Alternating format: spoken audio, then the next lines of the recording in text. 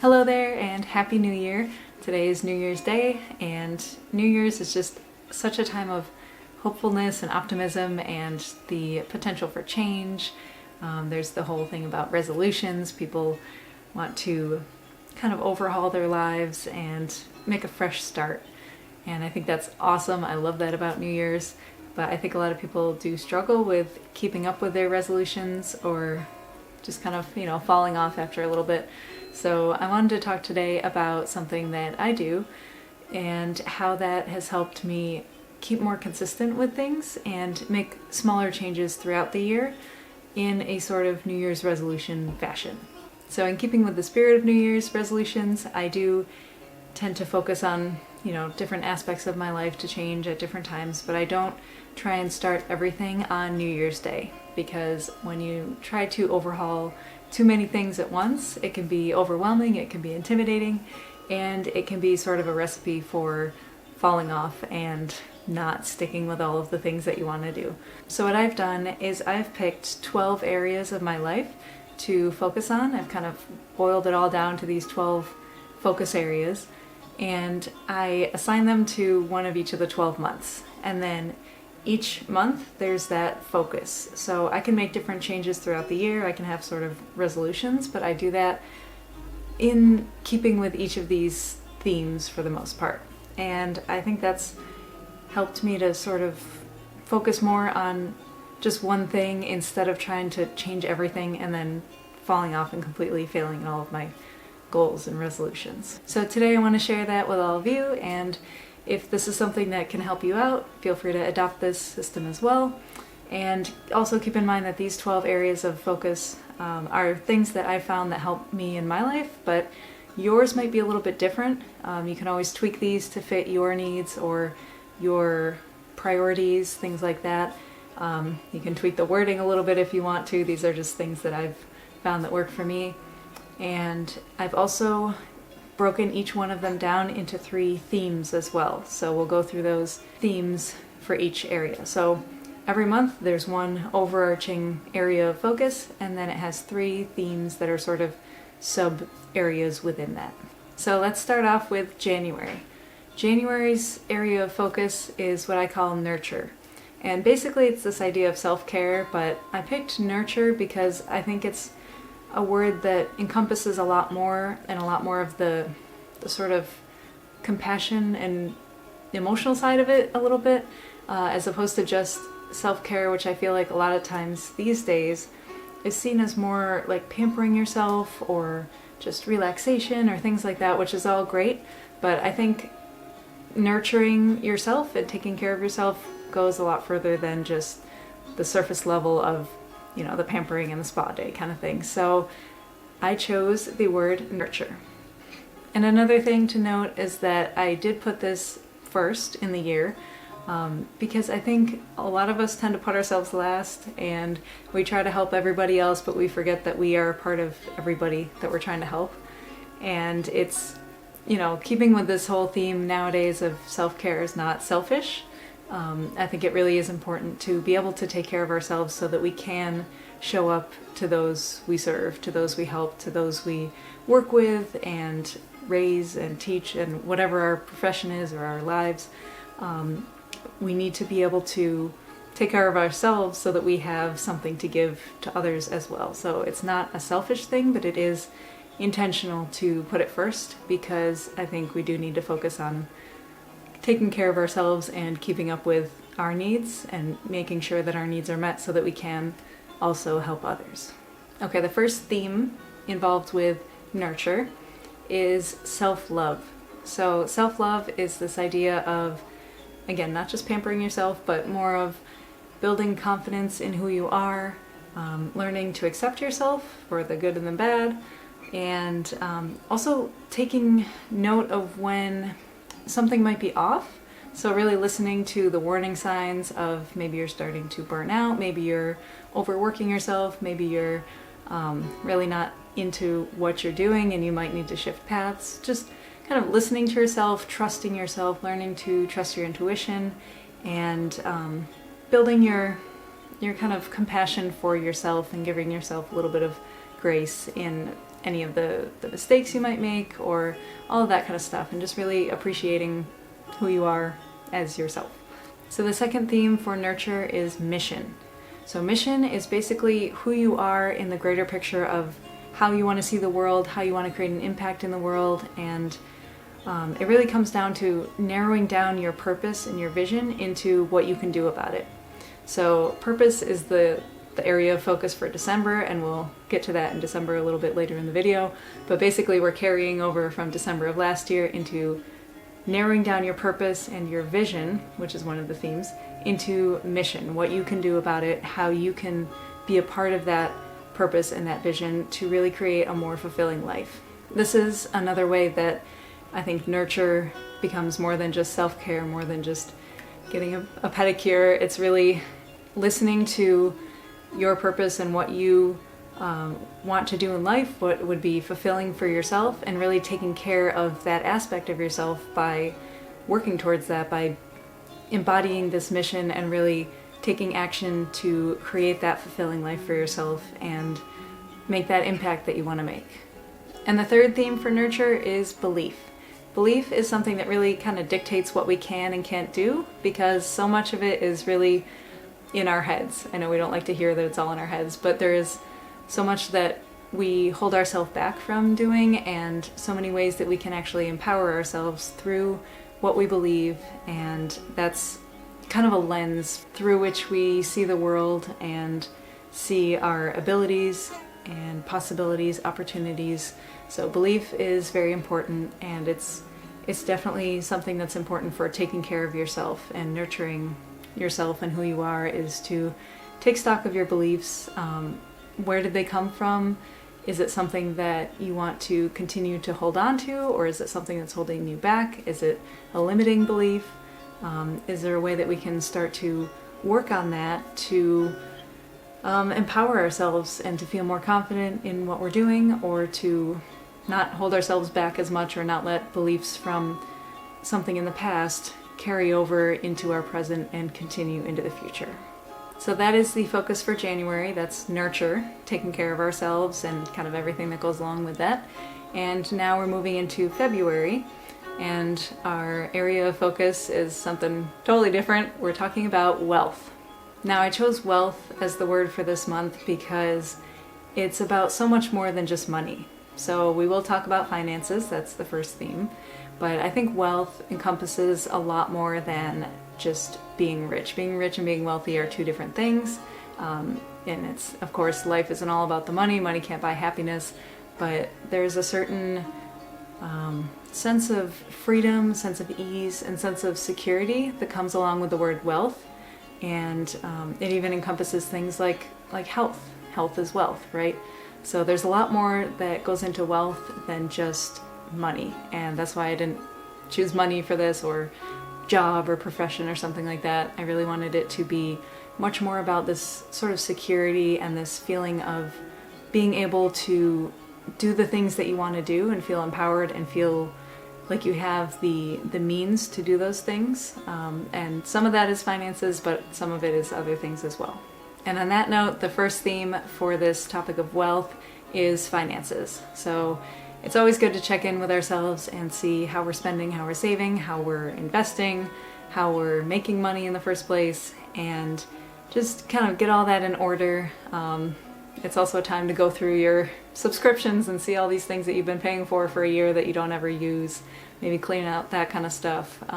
There's a lot of things that we can do in the topic of finances, but ultimately remember that money is a tool. It's not the root of all evil. It is a means to an end. It's a way to purchase the things that you want to have, or you want to do, or be able to use your finances and your money to create a certain impact or support a certain cause or whatever it is. But it is a tool. It is not the root of all evil, and it is also not the ultimate end goal, because money itself is kind of meaningless. You have to use it in order for it to be worth anything.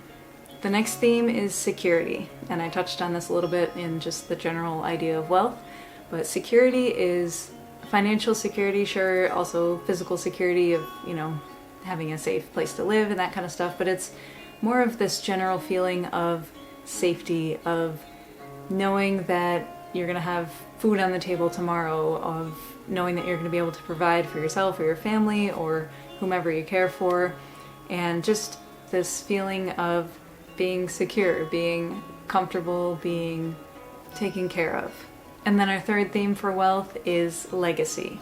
Now, this might be something that's a little ways off for some of us.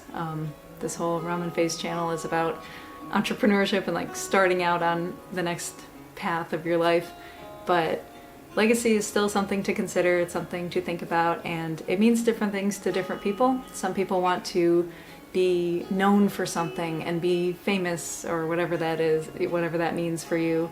Others want to leave a legacy for their family, leave a family business or some sort of assets like that.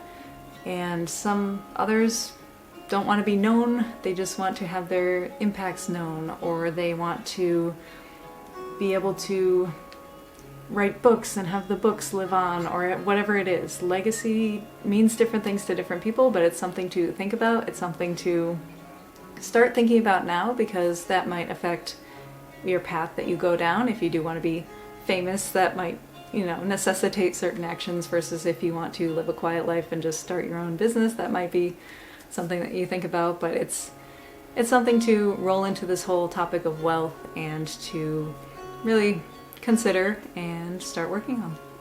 All right, next up is March, and the topic is space. So space, here I don't mean outer space and galaxies and planets and all that kind of stuff. I do love that stuff, but right now we're talking about like our surroundings, our environment that we work in, that we live in, that we, maybe the city we live in, or the mess around us, or whatever it is. The space surrounding us is our topic of focus. The first theme within space is going to be function. And basically that's the idea of, does the space serve the purpose that it's meant to serve? Are you able to utilize the space in order to do the things that you need to do? For example, if you have a kitchen but you don't have a stove or an oven or a fridge or a sink, what use is it, right? You need to have a space that is functional for the needs that you have for that space, and to make sure that the things in it are serving that purpose. The next theme is comfort. And comfort can mean a lot of different things. There's, the physical comfort and relaxation kind of idea of being in a comfortable chair. There's also ergonomics. Is your desk set up properly so that you're not having a terrible posture like I am all the time? Or, so that you're comfortable and you're not harming yourself unknowingly while you're typing at your computer. It could be aesthetics. Do you feel comfortable in the space and the way it's decorated, or is it like loud screaming at you all the time, kind of distracting you? Is there a lot of clutter that's constantly pulling your attention away from what you're trying to do, and that's distracting and upsetting and whatever in your mind? So comfort can be a lot of different things. It may seem like it's not a huge deal to be comfortable, like, oh, I can tough it out, but it can affect productivity, it can affect your sense of well-being and all of that. So just a time to assess that kind of thing and see how you can optimize your space. And the third theme in this topic of space is maintenance. So maintenance involves taking care of the things that we have and kind of that upkeep, that routine, to be able to get things lasting as long as they can, and also kind of streamline the process. So that could be maintenance of cleaning things every so often so that you don't have to worry about things building up, or again, preserving the quality of something so that it lasts longer versus just letting it go to waste. So maintenance is a good thing to consider and think about in terms of your space and how you take care of your things, and how your space can kind of take care of you as well if you put the time and effort into making it a space that can really work for the purposes that you want it to. Our next month is April, and the topic of focus, or the area of focus for this one, is knowledge. And knowledge is pretty straightforward. I'm sure you know what knowledge is, but it's basically what we know. It's what we understand. And it's, along with belief, as I mentioned earlier, belief is like a lens that we see things through, and I think knowledge is something that we also see things through like a lens as well, because it forms our understanding of the world, what we know, what we don't know, and just kind of roots itself into belief as well. The first theme for knowledge is learning, and you can't have knowledge without first learning it, right? So learning is both a verb and a noun, right? It's the act of taking in new information and of growing our understanding. And then it's also the kind of the collective knowledge that we have, our learning. So we can think about this theme in terms of different learning styles. Maybe we want to try out something different. We can think about different formats for learning. We can just kind of even check in with ourselves and think, wow, when was the last time I actually went and, read a different book or a different category on something, or looked up something that I was curious about. So it's a good time to check in on what's working, what isn't, and maybe change things up a little bit or try out something new. The next theme is skills, and everything involves some sort of skill, right? There are so many different skills out there, and skills kind of take knowledge or information and understanding to the next level because you have to actually implement it in a certain way, and it involves more trial and error, more experimentation, and more experience in doing the thing that skill involves, right? So that could be painting, that could be writing, that could be speaking to a camera, that could be whatever it is. Skills are everywhere, they're everything, and there are definitely skills that we use and that we could improve on in our lives, and this is a good time to just kind of take stock of that and commit to maybe practicing one of them or improving them or learning more about some of those skills that you use all the time. And our third theme for knowledge is going to be memory. So memory is essential for everything we just talked about, right? For increasing our information storage, increasing our understanding of the world and how we interpret things, increasing our experience through skills, through trial and error and experimentation. And if we can't remember that, if we can't retain it, then it kind of all goes to waste. Like maybe it was a fun time or a nice little hobby we tried out, but if we're not retaining that, then we're not really growing our skills, growing our knowledge. So memory is essential, and it involves things like retention, as I mentioned, and then also reflection. So kind of looking back at what we do remember and just reflecting on, what has worked, what hasn't, what we've learned, and that ability to actually go back into the memories that we store.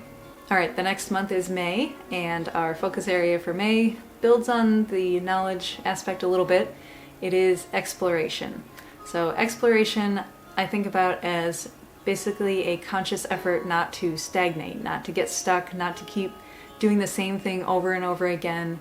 And I think it's great to have routines and habits and schedules, but at some point we need to have some newness in our lives. We need to branch out a little bit, broaden our horizons, and try something different. So exploration is really that conscious effort to go out there and push the boundaries a little bit, push the frontier, and kind of try out new things, expose ourselves to new experiences, to new people, to new ideas, and all of that. And on that note, the first theme for exploration is novelty. Novelty is really this essence of newness. It's of trying new things, exposing yourself to new ideas, meeting new people, and just broadening your concept of what's out there. And I think that this is a great way to increase our empathy towards people in different situations, because it helps us build our understanding of things that we weren't aware of before, or of seeing things through different perspectives. And it just exposes us to new things that we may not have even known are out there. Novelty keeps life from being monotonous and routine all the time, and it helps us to kind of push ourselves outside of our comfort zones a little bit and learn something new. The next theme is adventure. Now, adventure is maybe a little bit similar, but it's more about really getting out there and trying out new things, especially kind of exploring in a physical sense of going to a new place, trying out a new skill or hobby, and kind of pushing the boundaries of what you're comfortable with in a safe way, of course, but trying something that builds excitement in life and just again, gets you out of what you're normally doing and helps you discover more than just a new place or a new hobby, but also learning about yourself as well, and helping yourself grow and explore in that sort of sense. And the third theme for exploration is wonder. Now, wonder, or having a sense of wonder, or this feeling of wonder, is this perfect blend of curiosity and awe. It's like looking out at the Grand Canyon or the Milky Way galaxy at night and just being so amazed at the vastness of it, and that feeling. If you've ever had that feeling, you know exactly what I'm talking about. And I love this idea of sense of wonder, and it's something to check in with ourselves about. And I think it fits in really well with exploration because it's, again, that curiosity.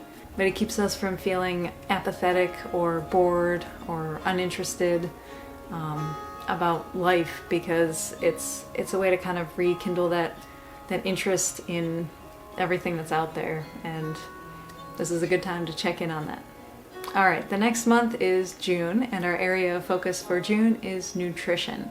So nutrition, I think this is a great time to focus on nutrition because it's kind of the start of the summer and things are coming into season. There's a lot of great foods out there to try, but nutrition is really about what we put into our bodies and how we fuel our physical bodies. So that's food, drink, maybe vitamins, supplements, all that kind of stuff. But it's a time to look into your eating habits as well as your relationship with food, and to see if there are things that you want to change or things that need to be addressed. Our first theme for nutrition is nourishment. So nourishment is really about the substance. Like, are we getting what we need? Are we getting adequate amounts? And are we getting, covering all the bases for the things that we need? And is it enough to cover our needs for, if we're a pro athlete versus a sedentary person, are we getting the fuel that we need for our physical bodies? The next theme is balance, and this one could be broadened to things other than nutrition, but really it's about restoring our relationship with food and making sure everything is in harmony. So that means not getting too much, but also not getting too little, not getting a really skewed distribution of what we're eating. We want to make sure that we're covering all the bases and getting good amounts of different things, all that, and really that relationship with balancing everything out and finding what works for you. And then finally, our third theme for nutrition is intention. So intention can also be broadened to every other aspect of our lives, but in this case, intention with nutrition is really being mindful of what we're putting in our bodies, why we're doing it, when we're doing it, and just instead of mindless snacking or distracted eating, we're really paying attention to the food that we're consuming and the benefits from it, or really the reasons behind what we're putting in our bodies and how that's contributing to our overall goals of, fitness or health or whatever that may be. All right, July is focused on growth. Now, this whole yearly scheme thing is focused on growth and just life in general. We're growing as people and all of that, but really making growth its own area of focus is just a way to pay attention to our own real efforts of self-improvement and looking at how far we've come and who we've become and who we want to become as we continue to grow and push ourselves, and just making sure that we are still consciously working on our growth to move ourselves forward. The first theme for growth is challenge, and really you can't have a lot of growth without some sort of challenge, right? Was it Tony Robbins who said all growth starts at the end of your comfort zone? So we got to kind of push ourselves past where we are now to be able to get to somewhere else. We got to challenge ourselves, and this is a time to look into that and see how we've been challenging ourselves, or maybe we're kind of falling into a comfortable routine and we're not really pushing ourselves to grow. So this is a great time to reflect on that and to see if there are ways that we can encourage ourselves to take more challenges or more risks in a safe way, and to try and encourage that growth. The next theme is reflection. Now, reflection, I think, is important for growth, even though it seems like it's such a passive thing. It's, looking back on stuff we've already done, so that doesn't seem like it's going to propel us forward. But I think it really is important to stop and analyze what we've done and how well it's worked, or maybe it hasn't worked, what hasn't worked, who we were, who we've become, and even just seeing those changes over time can be really encouraging and help boost our self-confidence as we look at, how far we've come and that kind of thing. And also just to remember the things that we don't want to continue as we move forward and as we grow. So reflecting on those things is a great way to sort of debrief your life up to this point and then be able to move forward in a way that is intentional and growing in the way that you want to. And then finally, the third theme for growth is identity. And identity is just focusing on who you are, how you see yourself, authenticity, things like that, and just sort of looking at who you are now and who you want to become. Again, we don't have to change ourselves when we grow, but we do want to grow, so we're going to still, accept ourselves as we are, but then push ourselves to be able to fulfill our potential or something like that. You know what I mean? Does that make sense? Identity. Identity is important for growth because you need to be able to check in with yourself and kind of figure out who you are or who you want to become. All right, moving on. August is connection. So connection is really about the social interactions and the relationships that we have in our lives. And for some people, this might even split off into 2 separate months and 2 separate completely different areas of focus, into like romantic relationships and just friends and social connections in another thing. But I clumped it all together in the topic of connection because I think it's all related and it's something that I kind of work on all at the same time. The first theme is community, and this addresses our sense of belonging, or how we fit in or stand out in the greater scale of connection, like the macro scale of connection, which is community level. So this could be just how comfortable you are in social situations, or working on that kind of thing. It could also be about a more tight-knit community that you have wherever you live, or a group that you belong to, and just kind of nurturing those relationships and taking stock of that sort of thing. The next theme is family, and family in this sense is however you define it. So this might be your actual relatives, this might be close friends who you consider family, this might just be your closest, most intimate network of people that you know and love. And really this one is about nurturing those close relationships and about thinking about your needs and desires in this aspect of your life. This includes romantic relationships, this includes children, taking care of your parents, whatever that might be in your situation. And the third theme is depth. So this is depth of connection, this is closeness, this is empathy, this is compassion. This is kind of both a broad scale and a very precise, narrow scale. So it's deepening our connection with anyone or everyone whom we choose, but in a way that is very narrowly focused on each individual person. And it's how do we work on deepening our connection with someone? How do we become a better friend? How do we show up in a more authentic way so that we can connect with people who are more like us, or whatever, or be more understanding to those who are not. So this is just the time to focus on really how to develop that and how to connect better with anyone. Okay, next, the area of focus for September is time. And time is something that none of us have enough of, right? But we need to think about, and we need to really kind of stop and appreciate that time is almost, in a sense, all we have. Time doesn't wait for us, it just keeps going, and if we're not mindful of that, if we're not paying attention to it, and if we're not really thinking about how we're going to use that time that we have, it gets away from us. So September is a great time to think about time. The first theme for time is routine, and this is a great theme for things like experimenting with schedules, developing habits that you've wanted to put into place, or examining some of the ones that may no longer be serving you. This is a good time to just look into streamlining some of that stuff to be able to take that decision making out of every single thing that you do, because once you put a habit into place, once you make it a routine, it just becomes normal, it becomes easy, and you don't have to constantly think about every single little decision that you're making. It becomes a little bit easier on you and more efficient as well. So putting those routines into place can be very beneficial and a great way to value your own time. The next theme is productivity, and this is about getting things done efficiently, simplifying things, streamlining things, and making sort of less work for yourself, but being able to get more done.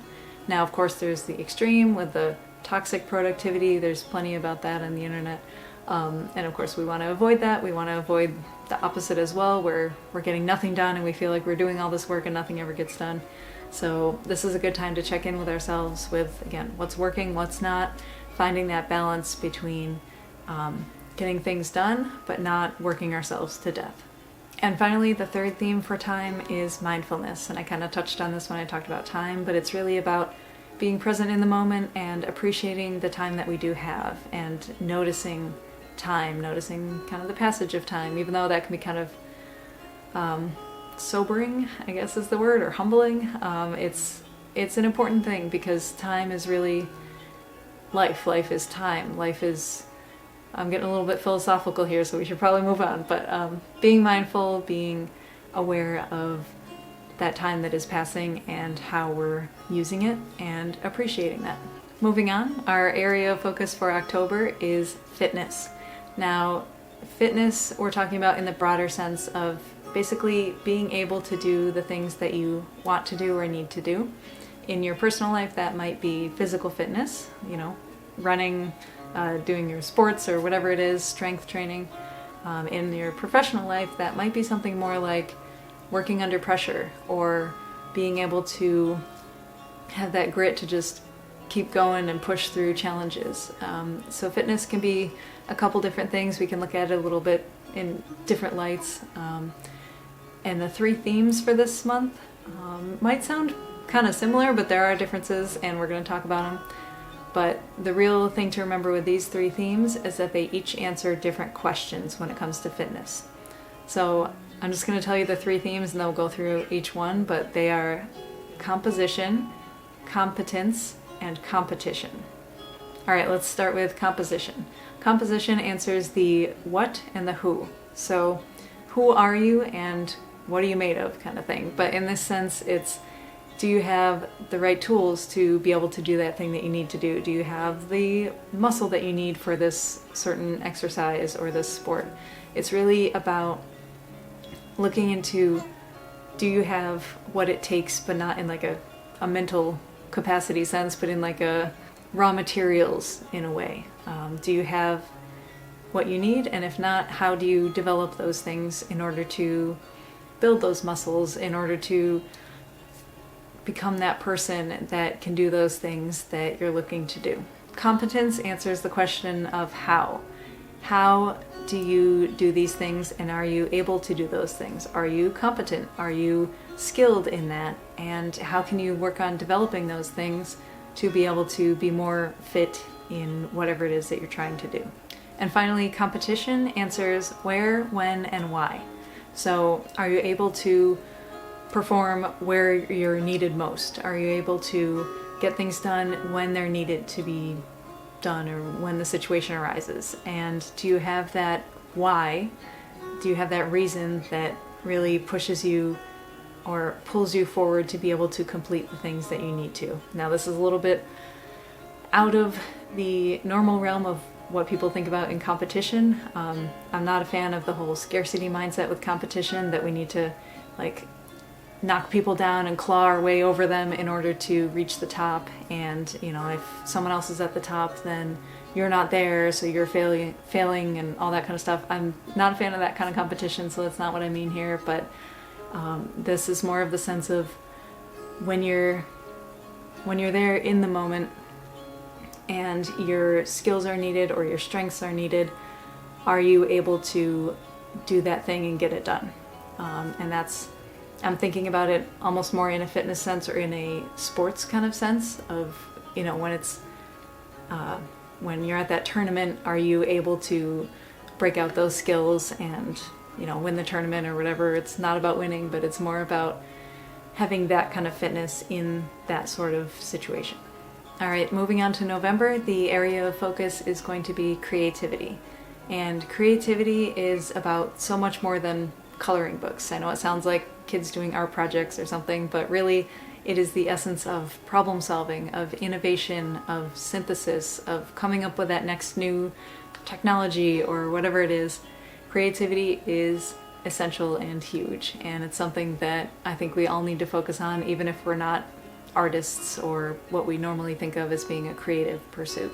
The first theme for creativity is ingenuity, and that is, coming up with those novel approaches, novel solutions to problems, that innovation, and really just bringing together things that to create something new. The next theme is expression, and that is a way of taking your message, your story, your emotion, and putting it out there in a way that someone else can understand. It's a way to translate your imagination and your experiences into something more tangible and more understandable for others. The third theme for creativity is clarity.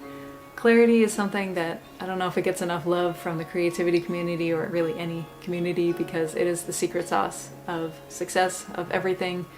Being very clear, very specific, knowing what you're trying to express, what you're trying to create, what the problem you're trying to solve. That clarity is, again, the secret sauce. It's the way to overcome creative blocks, like writer's block, things like that. So that is essential for talking about anything creative. And hang in there, we're in the home stretch.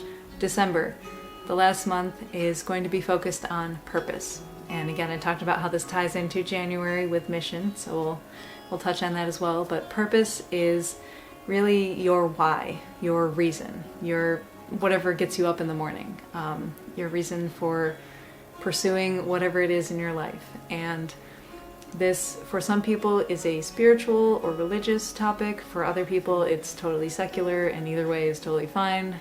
That just really depends on your needs and your beliefs. But purpose is just the reason, the why, the bigger picture. And the first theme for purpose is vision. So vision is kind of that bigger picture of how you want your life to look, or sort of that idealistic picture of what you want the world to look like.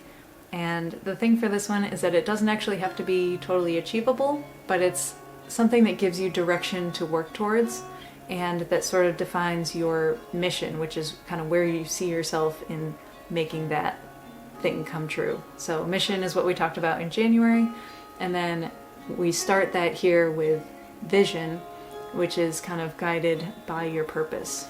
The next theme is service, and service is a way of giving back and contributing to a greater cause, and also tying that into your purpose, and of contributing to moving towards your vision by using that purpose to guide what you give back and how you serve. And gratitude is our third theme. So gratitude is about appreciating all the things that we have and all the things that we're able to do. It's about being mindful of the world around us and taking in all the beauty of the world around us, and just being very, very present. It ties into the mindfulness theme of a couple months ago, but it's also just that more of a sense of optimism and a sense of appreciation for the things that we have, and it helps us be more positive when we think of things that we're grateful for, and that helps us have a better experience overall and hopefully contributes to our feeling of purpose. So those are the 12 areas of life that I focus on throughout the year, and those are kind of specific and tailored to my needs and my priorities, as I mentioned, but I would love to hear what yours would be, if you would do those same 12, or if you would switch some of them out, combine them, split them. I'm always interested in these kinds of things and how people kind of structure their lives and their priorities like that. So leave a comment down below and let's start a discussion on how people would do these differently, or what your themes would be for each month. Those were just ones that I picked, words that I thought were very meaningful for my life, but if you have other ones that you would use, I'd be fascinated to read about that as well. So let me know, and I hope you have an amazing year. I hope you start out this year great and finish it great as well. Check in with yourself every month, and don't just make New Year's resolutions, make new month resolutions. Why not? I hope this was helpful, and I'll see you in the next one.